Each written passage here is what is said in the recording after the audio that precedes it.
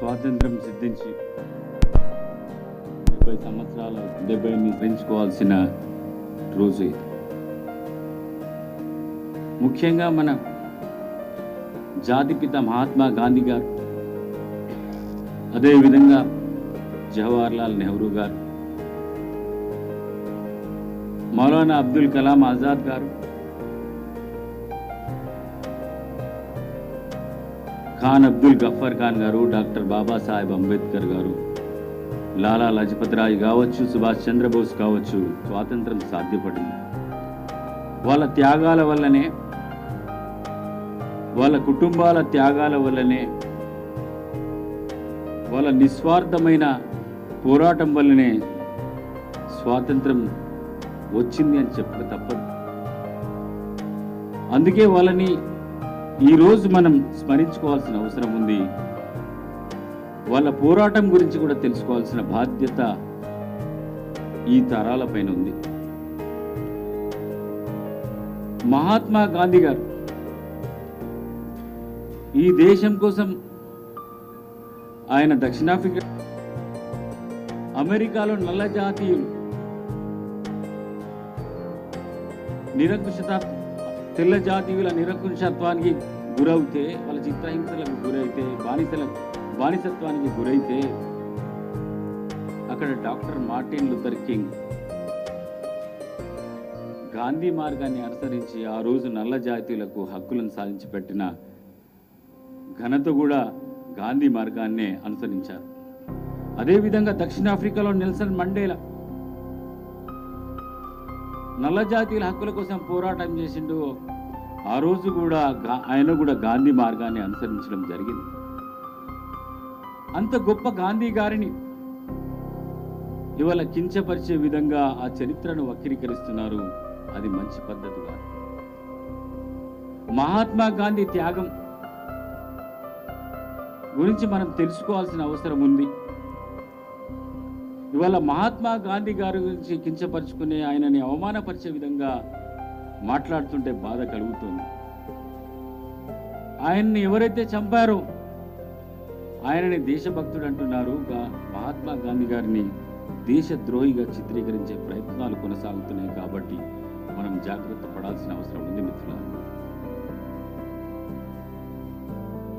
ఇవాళ ఈ స్వేచ్ఛా ప్రపంచంలో మనం బ్రతుకుతున్నామంటే దానికి కారణం మహనీయుల త్యాగాలే అని చెప్పక తప్పదు. అందుకే మీ అందరికీ చెప్పదలుచుకున్నది ఏంటంటే, రేపు దేశ భవిష్యత్తు మీ చేతిలో ఉంది.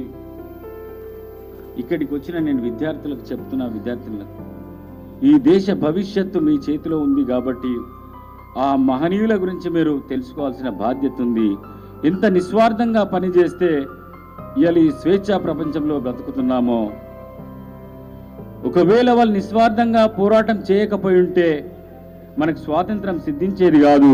మనం ఇప్పటి వరకు కూడా బ్రిటిష్ పాలకుల చేతిలో బానిసలుగా బతికే వాళ్ళం. కాబట్టి రేపు దేశం బాగుండాలన్నా, ఈ దేశం ప్రపంచ పటంలో ఉన్నత స్థాయిలో ఉండాలన్నా అది మీ చేతిలోనే ఉంది. దేశం మనకేమిచ్చిందని కాదు, ఈ దేశానికి మనం ఏమిస్తున్నామన్నది, సమాజానికి మనం ఏం చేస్తున్నామన్నదే ముఖ్యం.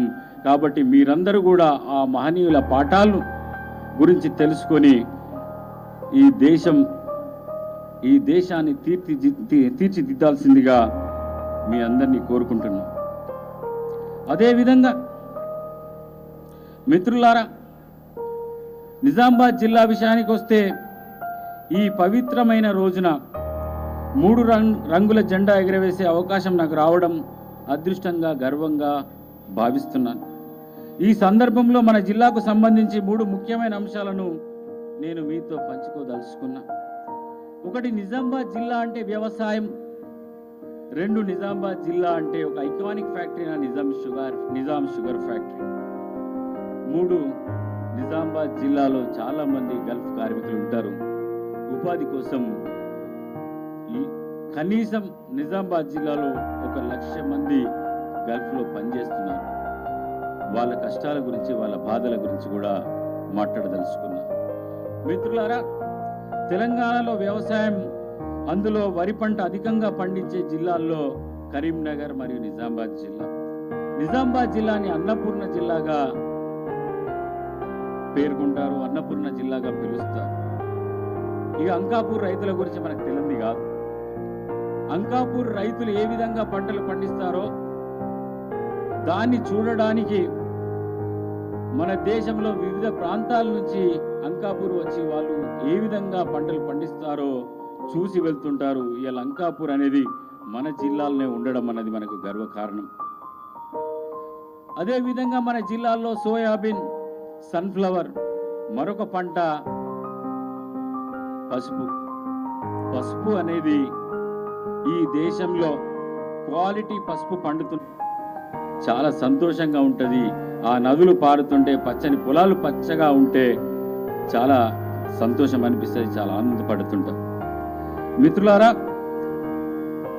ఇంకొకటి ముఖ్యమైన విషయం ఏంటిదంటే, ఈరోజు దేశ స్వాతంత్ర దినోత్సవంతో పాటు మరో పండుగ కూడా తెలంగాణలో చేసుకుంటున్నాం. రాహుల్ గాంధీ గారు మే 6, 2022 నాడు వరంగల్ గడ్డపై తెలంగాణ రైతాంగానికి 2 లక్షల రుణమాఫీ చేస్తానని చెప్పేసి ఆ రోజు హామీ ఇవ్వడం జరిగింది. ఆ రుణమాఫీ, 2 లక్షల రుణమాఫీ ఏ రోజైతే మే 6 నాడు 2022 నాడు హామీ ఇచ్చిండో రాహుల్ గాంధీ గారు, అదే విధంగా ముఖ్యమంత్రి హోదాలో సిద్ధులగుట్ట సాక్షిగా రేవంత్ రెడ్డి గారు 2 లక్షల రుణమాఫీ చేస్తా అని చెప్పిండు.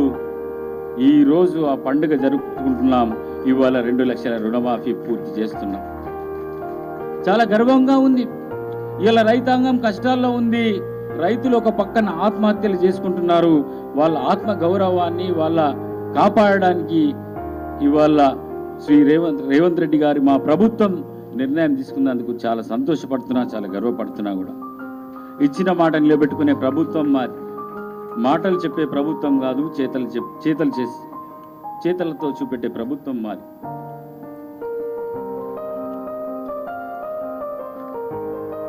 ఇప్పటికే రాష్ట్రంలో 1,50,000 వరకు రైతుల రుణాలు మాఫీ చేసిన చరిత్ర మన కళ్ళ ముందే ఉంది. ఆగస్టు 15 లోపు 2 లక్షల రూపాయల వరకు రైతు రుణమాఫీ చేసి తీర్తామని గౌరవ ముఖ్యమంత్రి గారు శపథం చేశారు. ఆ మాట నిలబెట్టుకుంటూ ఈరోజు ఖమ్మం జిల్లాలో 2 లక్షల రైతు రుణమాఫీ పథకాన్ని సీఎం గారు పూర్తి చేస్తున్నారు. జిల్లాలో రైతు రుణమాఫీ పథకం క్రింద మొత్తం 70,084 మంది రైతులకు 452 కోట్ల రూపాయలు రుణమాఫీ జరిగింది. నేను చిన్నప్పటి నుంచి మన జిల్లాలో చూస్తూ పెరిగాను. నవంబర్, డిసెంబర్ మొదలు ఫిబ్రవరి వరకు జిల్లాలో ఏ మారుమూల పల్లెల్లో వెళ్ళినా లంబాడి సోదరుల సందడి కనిపించేది. నాకు చిన్నప్పుడు రోడ్లపై చెరుకు బండ్లు సందడి ఉండేది. ట్రాక్టర్లలో చెరుకు కట్టలు పెట్టుకొని పోయేది. ఆ దృశ్యాలు కూడా నాకు కనబడుతున్నాయి. నమ్ముతాడు. నేను చిన్నప్పుడు ఏం చేస్తున్నానంటే, ఆ ఎడ్ల బండ్ల పైన చెరుకు కట్టలు తీసుకుపోయేది. అప్పుడు నాకు చెరుకు తినాలని అనిపిస్తే ఆ ఎడ్ల బండిలు వెనకాల పోయి గుంజుకొని చెరుకు తినేది అప్పుడు. కానీ ఇప్పుడు మాత్రం ఎడ్ల బండ్లు కనబడతలేవు, చెరుకు కట్టెలు కనబడతలేవు, ట్రాక్టర్లు కనబడతలేవు, చెరుకు రైతులు కనబడతలేరు. చాలా బాధాకరం.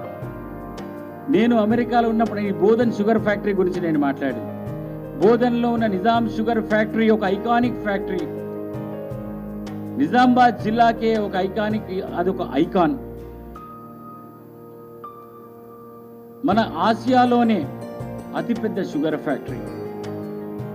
అంత పెద్ద షుగర్ ఫ్యాక్టరీ మూతపడడం అని చాలా బాధేసి, నేను ఆ రోజు అమెరికాలో ఉన్నాను.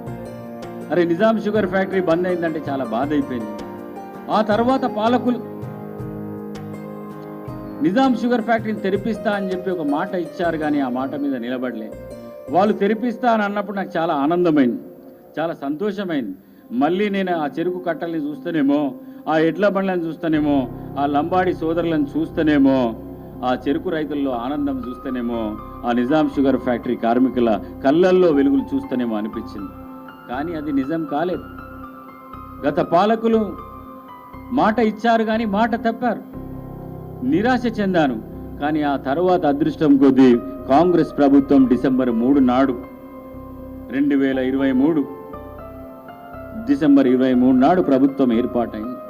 చాలా సంతోషం కలిగింది. మళ్ళీ నిజాం షుగర్ ఫ్యాక్టరీ తెరవబడుతుంది. నిజాం షుగర్ ఫ్యాక్టరీలో పనిచేసే కార్మికులకు మళ్ళీ ఉపాధి దొరుకుతుంది. నిజాం షుగర్ ఫ్యాక్టరీ కింద ఉన్న చెరుకు రైతుల్లో చెరుకు పండించే ఆస్కారం ఉంటుంది. వాళ్ళు మళ్ళీ చెరుకు పండించుకోవచ్చు, వాళ్ళు కళ్ళల్లో వెలుగులు నింపవచ్చు అని చెప్పేసి చాలా ఆనందం కలిగింది. నేను కూడా మళ్ళీ చిన్ననాటి దృశ్యాలని ఎప్పుడైతే అదృశ్యమైనవో అవి మళ్ళీ నా ముందట కనబడతాయి.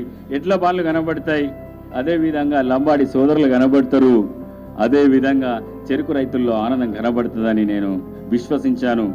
దానికి తగ్గట్టే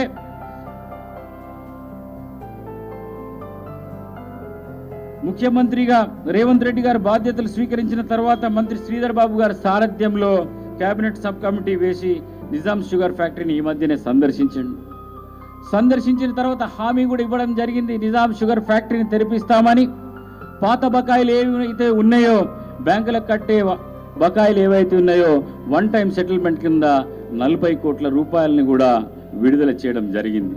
నాకు పూర్తి విశ్వాసం ఉంది, మా ప్రభుత్వం నిజాం షుగర్ ఫ్యాక్టరీని తెరిపిస్తారని, చెరుకు రైతుల్లో ఆనందం నింపుతారని, వెలుగులు నింపుతారని, అదేవిధంగా నిజాం షుగర్ ఫ్యాక్టరీ కార్మికుల్లో ఆనందం నింపుతామని, అదేవిధంగా మళ్ళా ఎడ్ల బండ్లు చూస్తామని, ఆ చెరుకు కట్టలు తీసుకుపోయే ఎడ్ల బండ్లు చూస్తామని పూర్తి విశ్వాసం కలిగింది. త్వరలోనే మా ప్రభుత్వం నిజాం షుగర్ ఫ్యాక్టరీని తెరిపిస్తారని చెప్పేసి ఈ సందర్భంగా మేము హామీ ఇవ్వదలుచుకున్నాం. మరి ఇక్కడ ఉన్న మరో సమస్య చాలా బాధ అవుతుంది. ఎందుకంటే నేను కూడా ఒక గల్ఫ్ కార్మికుడిని కొడుకునే. మా నాన్న కూడా చిన్నప్పుడు దుబాయ్ పోయిండు, ఆ తర్వాత సర్పంచ్ అయిండు, రాజకీయాల్లోకి వచ్చిండు. కానీ నేను బాల్కొండ నియోజకవర్గం నుంచి ప్రాతినిధ్యం వహించిన కాబట్టి అక్కడ చాలా సంఘటనలను చూసిన నేను చాలా బాధ వేస్తుంది. హృదయ విదారకమైన సంఘటనలను చూశాను. గల్ఫ్లో ఇక్కడ ఉపాధి లేక తల్లిదండ్రులను వదిలేసి భార్య పిల్లల్ని వదిలేసి ఉపాధి కోసం గల్ఫ్ వెళ్తుంటారు. పిల్లలను చదివించడానికి, పిల్లల భవిష్యత్తును భద్రంగా ఉంచడానికి, పిల్లల భవిష్యత్తు వాళ్ళలాగా ఉండకూడదు, మాలాగా కూలీలుగా ఉండకూడదు, వాళ్ళు ప్రభుత్వ ఉద్యోగాలు చేసుకుంటేనో ఒక మంచి బ్రతుకు బతకాలని ఎన్నో ఆశలతో గల్ఫ్ వెళ్తుంటారు. కానీ మోసాలు చూస్తుంటే చాలా బాధ అవుతుంది. ఒక పక్కన గల్ఫ్ ఏజెంట్లు మోసం చేస్తుంటారు, వాళ్ళు జైళ్ళల్లో పడుతుంటారు. జైళ్ళల్లో పడితే మళ్ళీ వాళ్ళు విడిపించేటోడు ఉండడు, తీసుకొచ్చేటోడు ఉండడు. కొన్నిసార్లు యాక్సిడెంట్లు అక్కడ యాక్సిడెంట్ అయితే ఇక్కడ కుటుంబాలు రోడ్డున పడుతున్నాయి. నేను అలాంటి కుటుంబాలు ఎన్నో ఉన్నాయి బాల్కొండలో. నేను ఒక సంఘటన చెప్పదలుచుకున్న. ఒక ఊర్లో, ఒక గ్రామంలో గల్ఫ్ వెళ్ళిండు. ఆయనకి 28-30 ఏళ్ళు ఉంటాయి. చిన్న చిన్న పిల్లలు, 2 పిల్లలు. కానీ అక్కడ హార్ట్ అటాక్ వచ్చి చనిపోయాడు. చనిపోతే భార్య పిల్లలు రోడ్డు పైన, ఇల్లు లేదు. భార్యనేమో బీడీలు చేసుకొని బ్రతుకుతూ ఉంటుంది, పిల్లలేమో గవర్నమెంట్ స్కూల్లో చదువుకుంటారు. కానీ వాళ్ళ భర్త లేని జీవితం, ఇంకెవరో ఆదుకునే పరిస్థితి లేదు, ఇల్లు లేదు, జాగ లేదు. అలాంటి సంఘటనలు చూశాను. భార్య బిడ్డలు ఇవాళ రోడ్డు మీదకి వచ్చాను. వాళ్ళని ఆదుకునే పరిస్థితి లేదు. ఆ రోజున్న ప్రభుత్వాలు ఆదుకోలే. అలాంటి సంఘటనలు, హృదయ విదారకరమైన సంఘటనలు నేను ఎన్నో చూసినా నేను ముఖ్యమంత్రి రేవంత్ రెడ్డి గారితో కూడా చర్చించడం జరిగింది. చర్చిస్తే దానికి పరిష్కారం చూపెట్టాల్సిన బాధ్యత నా పైన ఉందని చెప్పేసి రేవంత్ రెడ్డి గారు ఆ రోజు పిసిసి అధ్యక్షుడిగా హామీ కూడా ఇవ్వడం జరిగింది. ఈ మధ్యన ఇంకొక సంఘటన చూసిన.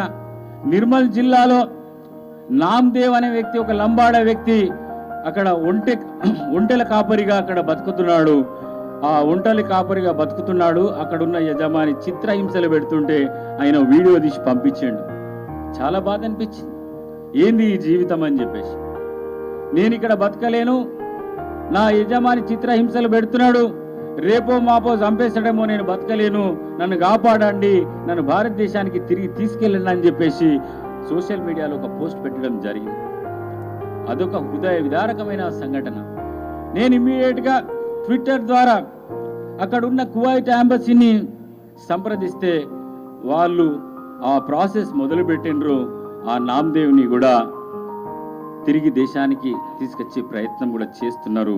అంటే ఇలాంటి హృదయ విదారకమైన సంఘటనలు చూస్తున్నాం. కాబట్టి మా ప్రభుత్వం హామీ ఇచ్చింది, ముఖ్యమంత్రి రేవంత్ రెడ్డి గారు హామీ ఇచ్చారు, మేము గల్ఫ్ వెల్ఫేర్ బోర్డ్ గల్ఫ్ బాధితుల కోసం ఏర్పాటు చేస్తాం, గల్ఫ్లో కార్మికులు పడుతున్న కష్టాలను దూరం చేస్తామని హామీ ఇవ్వడం జరిగింది. అతి త్వరలోనే గల్ఫ్ వెల్ఫేర్ బోర్డు ఏర్పాటు చేసి గల్ఫ్ బాధితులను ఆదుకుంటామని చెప్పేసి సందర్భంగా హామీ ఇవ్వదలుచుకున్నాం. అదేవిధంగా ప్రభుత్వం ఏర్పాటై 8 నెలలు కావస్తుంది. ఎన్నికల్లో ఏవైతే హామీలు ఇచ్చామో ఆ హామీలన్నీ నెరవేర్చుకుంటా వస్తున్నాం. రాష్ట్ర ఆర్థిక పరిస్థితి అంతంత మాత్రంగా ఉన్నా ముఖ్యమంత్రి రేవంత్ రెడ్డి గారు ఇచ్చిన హామీలను నిలబెట్టుకోవాలనే ఒక లక్ష్యంతో, ఇచ్చినాం కదా ఆ మాట నిలబెట్టుకోవాలి అనే లక్ష్యంతో పనిచేస్తున్నారు. ఆ లక్ష్యాలని ఛేదించే విధంగా మా విధానాలుంటాయి. రేపు రాబోయే కాలంలో కూడా ఆర్థికంగా ఈ రాష్ట్రం బలపడడానికి విధానపరమైన నిర్ణయాలు తీసుకుంటూ ఇచ్చిన హామీలను నెరవేర్చే విధంగా రేవంత్ రెడ్డి గారి ప్రభుత్వం పనిచేస్తుంది. అందులో భాగంగా మేమిచ్చిన హామీలను ఏవి నెరవేర్చామో 8 నెలల్లో చెప్పదలుచుకున్నా.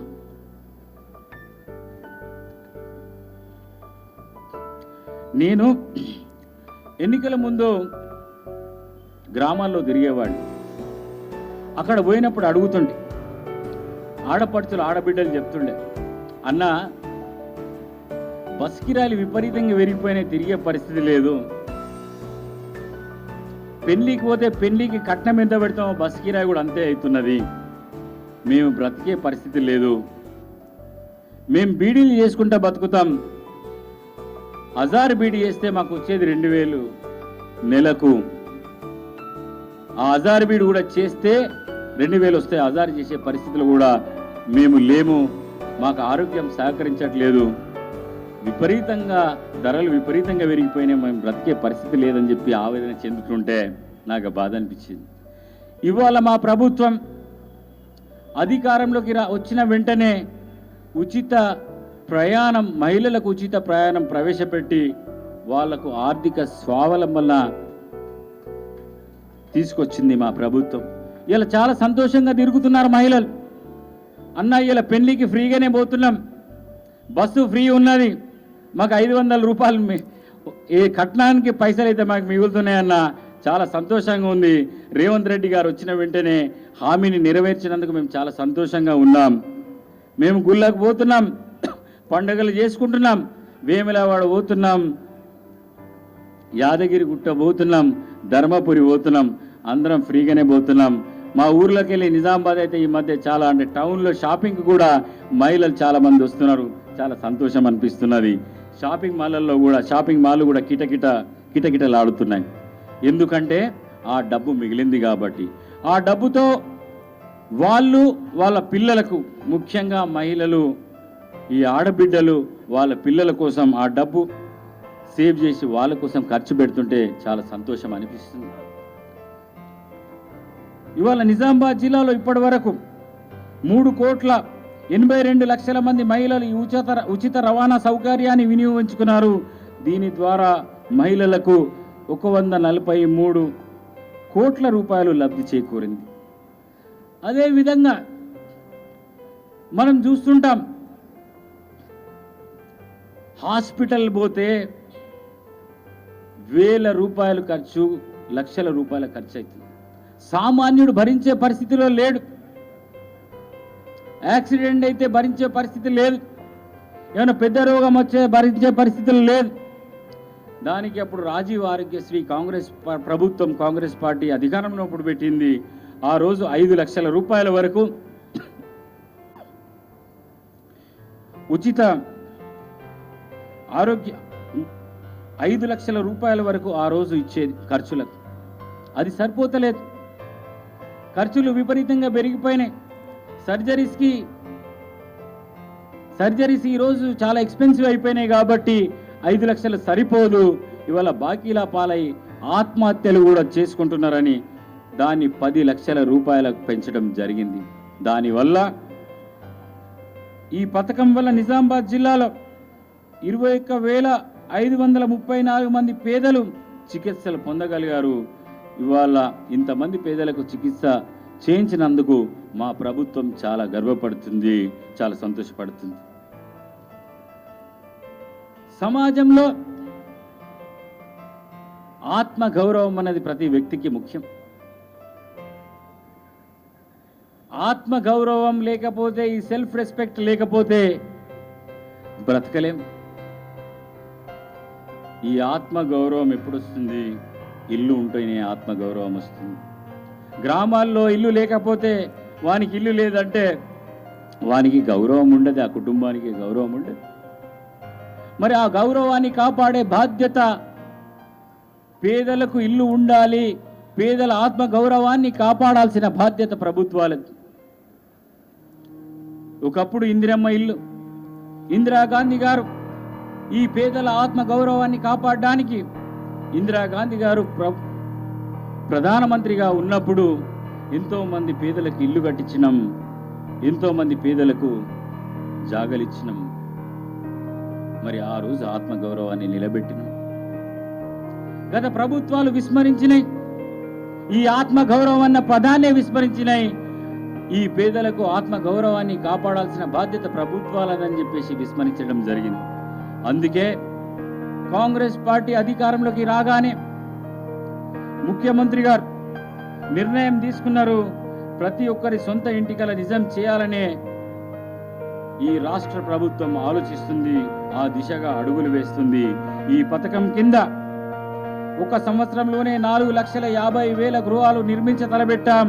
ఈ పథకం కింద ప్రతి నియోజకవర్గంలో 3,500 గృహాలు నిర్మించడం జరుగుతుందని చెప్పదలుచుకున్నా. ఇక మరొక సమస్య ఉండే ఊర్లల్లో కరెంటు బిల్లు.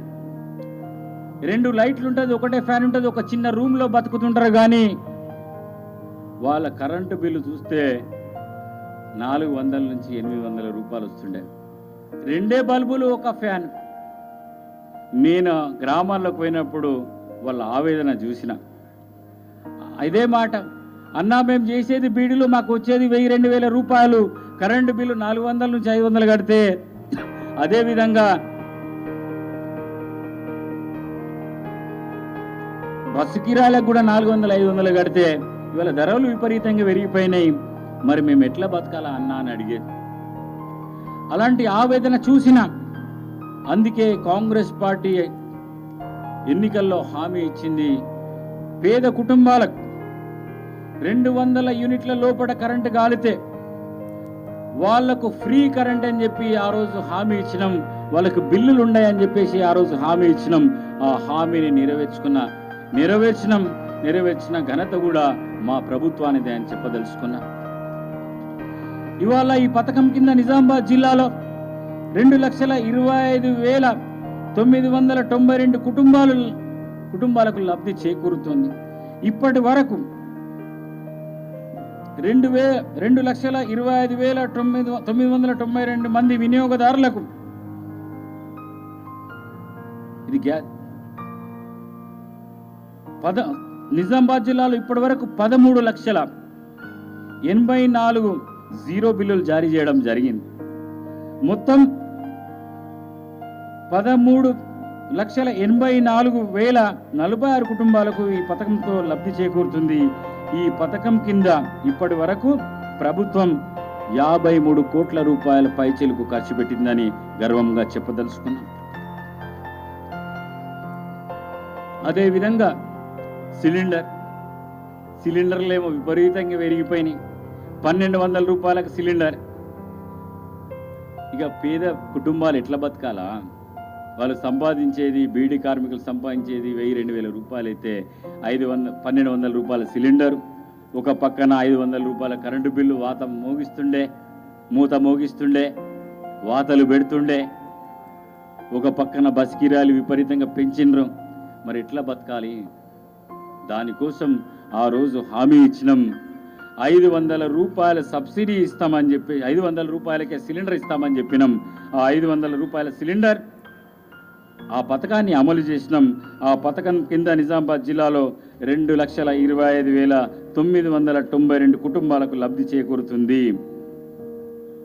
4,46,131 గ్యాస్ సిలిండర్లు పంపిణీ చేయడం జరిగింది. దీనికి గాను ప్రభుత్వం 13 కోట్ల రూపాయల పైచెలకు 13,47,00,000 రూపాయలు సబ్సిడీ అందించింది. ఇవన్నీ కార్యక్రమాలు చేపట్టినాం. అదేవిధంగా తెలంగాణ కోసం, అసలు తెలంగాణ తెచ్చుకున్న దేనికోసం? ఉద్యోగాల కోసం. తెలంగాణ కోసం కొట్లాడింది దేనికోసం? ఉద్యోగాల కోసం. తెలంగాణ వచ్చిన తర్వాత కూడా ఆత్మ బలిదానాలు జరిగినాయి. తెలంగాణ రాకముందు తెలంగాణ రావాలని ఆత్మ బలిదానాలు, తెలంగాణ వచ్చిన తర్వాత ఉద్యోగాలు రాకపోయాయని చెప్పేసి ఆత్మ బలిదానాలు. చూసినాం. రఫీ అనే ఒక పిల్లగాడు ట్రైన్ కింద పడి చనిపోతే, ఆ చనిపోయినప్పుడు కూడా చెప్పిండు, ఒక సూసైడ్ లెటర్ రాసిండు. తెలంగాణ వచ్చింది కానీ నాకు ఉద్యోగం వస్తుందని నాకు విశ్వాసం లేదు కాబట్టి నేను ఆత్మహత్య చేసుకుంటున్నాను. కానీ బాధకరమైన విషయం ఏంటంటే, ఆనాడు ఆయనకు పెళ్ళయింది. పెళ్ళై ఒక బిడ్డ కూడా పుట్టింది. ఆ తర్వాత జరిగింది, ఆయన చనిపోయిన తర్వాత భార్య కూడా ఆవేదన చెంది ఆత్మహత్య చేసుకున్న సంఘటనలు, హృదయ విదారకమైన సంఘటనలు చూసాం. ప్రవైలిక అనే ఒక అమ్మాయి ఆత్మహత్య కూడా చేసుకుంది. ఇంకా నాకు విశ్వాసం లేదు, ఈ తెలంగాణలో ఉద్యోగం వస్తుందనే ఒక నమ్మకం లేదని చెప్పేసి నమ్మకం కోల్పోయి ఆ రోజు ఆత్మ బలిదానాలు జరిగాయి. అందుకే ఆ ఆత్మ బలిదానాలు చూసిన తర్వాత ఎన్నికల ముందు హామీ ఏదైతే ఇచ్చిందో ఆ హామీలను నెరవేర్చుకునే విధంగా కాంగ్రెస్ ప్రభుత్వం, ఈనాటి రేవంత్ రెడ్డి గారి ప్రభుత్వం అధికారంలోకి రాగానే 30,000 పైచిలుకు ఉద్యోగాలకు నియామక పత్రం ఇవ్వడం జరిగింది. అదేవిధంగా డిఎస్సి కూడా 11,000 ఉద్యోగాలకు పరీక్ష నిర్వహించడం జరిగింది. నియామకం కూడా చేపట్టడం జరిగింది. అందుకే ఈ ప్రభుత్వం ఏ హామీలైతే ఇచ్చిందో ఆ హామీలని నెరవేరుస్తాం.